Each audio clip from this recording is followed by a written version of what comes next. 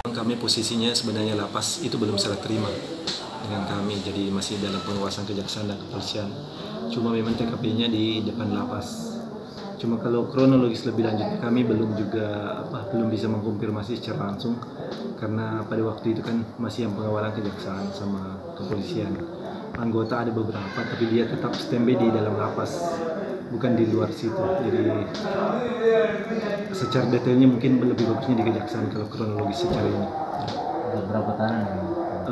Yang kami dapat informasi 2 orang. Jadi satu Arman, satu Arman, satu Amir. Jadi dia belum serah terima di sini, Pak ya? Belum, dia baru mau dimasukkan ke lapas. Jadi dia keluar ke mobil, mungkin di situ dia lari. Itu katanya sempat di borgol ya, atau gimana yang bisa tahu? Terkait dengan itu kami kurang tahu bagaimana teknisnya kan yang melakukan pengawalan itu tetap kejaksaan sama kepolisian. Lapas kan dalam wewenangnya apabila kami sudah diserah terimakan, itu yang menjadi wewenang kami. Kalau detail di sananya kami kurang tahu bagaimana. Tahanan titipannya di sini, Pak, dalam kasus apa itu yang 2 orang? Si Amir bin Abbas ini pencurian, kemudian si Arman ini narkotika. Mandat Mas.